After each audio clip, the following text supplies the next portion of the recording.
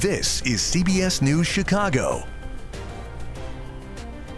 Topping your 10 at 10, a mass shooting in West Garfield Park injures 4 teenagers, including a 14-year-old now in critical condition. Our Darius Johnson is at Stroger Hospital with what we know so far. Good morning. Chicago police say a verbal altercation turned violent late last night when it ended with a shooting, sending 4 teens to the hospital. We got 4 people shot here. There's 4 people shot. This all happened around 11:30 last night near Lexington and Springfield in West Garfield Park. Police say an unknown man pulled out a gun and opened fire into a crowd of people after arguing with another man. 4 teens were shot. A 13-year-old boy was shot in the thigh. A 15-year-old girl was shot in the leg. The 2 of them are currently at Stroger Hospital and are expected to be okay. The 3rd victim, a 14-year-old boy, was shot in the chest. He's currently in critical condition, also at Stroger. A 16-year-old girl was shot multiple times. She's currently at Mount Sinai and is expected to be okay. Here's the description of the suspects police gave over police radio. One of the victims here said it was 2 male blacks that did the shooting, and they went westbound from this location. None of them had an all-black Nike tracksuit on.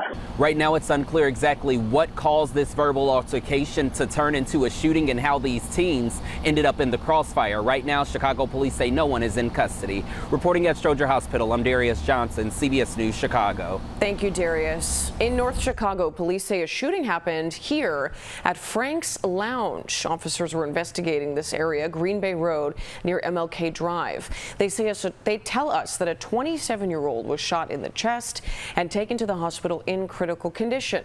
They also say the suspect took off in a black SUV before crashing. Someone then showed up at the hospital with a gunshot wound. Police do believe this was a targeted shooting, and they're working on charges for those involved. 2 teens are dead. 1 is in the hospital after a devastating crash in northwest suburban McHenry. Marissa Perlman tells us what investigators know. This crash happened overnight, and police say 2 cars crashed. One of the drivers of the car, an 18-year-old man, was taken here to Northwestern in serious condition. And sadly, we know the 2 teens in the other car were killed in this crash. Now, video here shows the immediate aftermath of what happened, and it is hard to watch. You can see this video, see those cars, and imagine the impact that happened here. Police say the 2 cars crashed, then hit a 3rd car that was parked near Richmond and McCullum Lake roads. You'll see a red Audi in this video. We know the 18-year-old was driving that car. Police say the driver of the other car, a 19-year-old, and her passenger, a 14-year-old boy, were both killed in the crash. There was no one inside that 3rd car that was parked and hit. Now, speed is believed to be a factor in this. The speed limit on the road is 35 miles per hour. We saw the 2 cars involved towed away just after about 6:45 this morning. Now, the roads around the intersection are back open to traffic this morning after this investigation was cleared. Right now, the identities of those involved in this have not yet been released to the public. Reporting in McHenry, I'm Marissa Perlman, CBS News Chicago. Thank you, Marissa. A 76-year-old man is expected in court today after police say he shot and killed his daughter-in-law in Schaumburg. This happened over the weekend in the parking lot of a Marriott hotel after a wedding reception. Police say that man was allegedly upset that his daughter-in-law had filed for divorce from his son. President Donald Trump has announced a trade deal with the European Union. That agreement avoids a trade war with the U.S.'s largest trading partner. But experts say it could raise prices for U.S. consumers. It sets a 15% tariff on most European imports. That new rate is lower than the 30% tariff set to take effect on Friday, but it is higher than rates before President Trump took office. He also announced that deal at his Turnberry Golf Resort in Scotland. That's where he was joined by the president of the EU Commission. I think this deal will bring us very close together, actually. It's a partnership in a sense. It will bring stability. It will bring predictability. That's very important for our businesses on both sides of the Atlantic. Today, Trump hosted British Prime Minister Keir Starmer at his golf resort in western Scotland. The U.S. also has reached trade agreements with Japan and the U.K., but a permanent agreement has not yet been reached with other major trading partners, including China. Meetings between the U.S. and China are set to take place this week. Let's take a live look now at our cameras over Millennium Park, looking south, and it is a swamp out there. Let's call it what it is. Meteorologist Kylie Miller here with our somewhat dangerous first alert forecast. Kylie. Sweltering heat for today as well as tomorrow. It is going to be feeling well into the triple digits, even though our actual air temperatures will be reading into the 90s. But for these next 2 days, weather alerts are still posted due to this dangerous heat. We're going to be monitoring some rain shower and storm chances too today through Wednesday, and then beyond that, heat relief is expected. Get ready for the 70s. But for today, it is going to be feeling like we're in those triple digits, ranging from 100 to 110 degrees.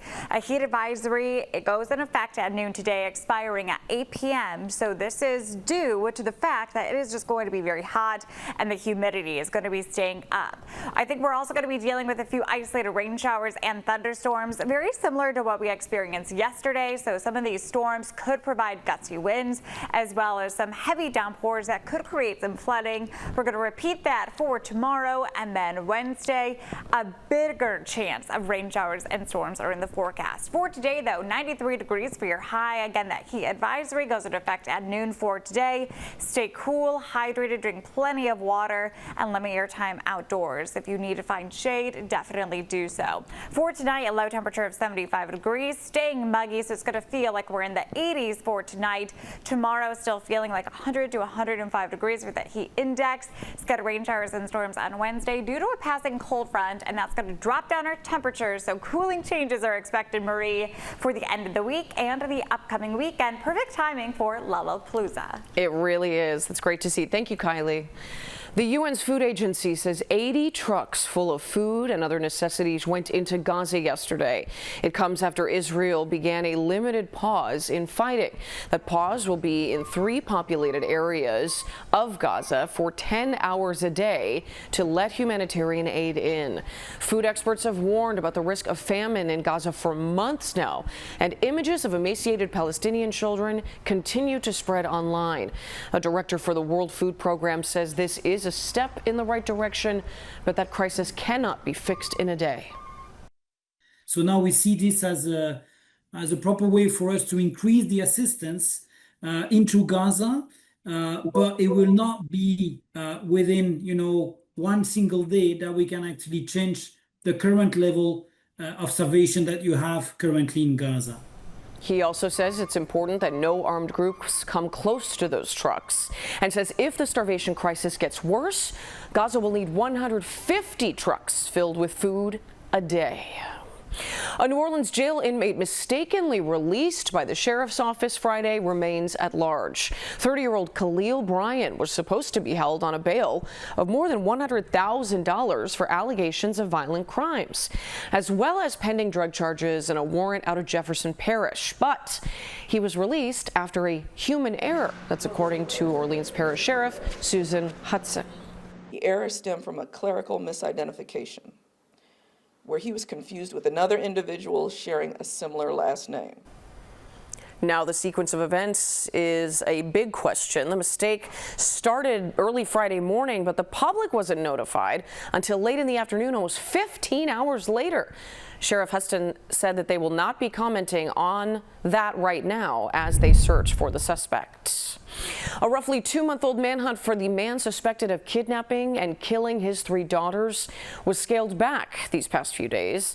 This comes after a decrease in new leads and tips. This is according to the county sheriff's office. With bear hunting season set to begin soon in the state of Washington, where this case is happening, hunters were asked to remain vigilant and take photos if safe.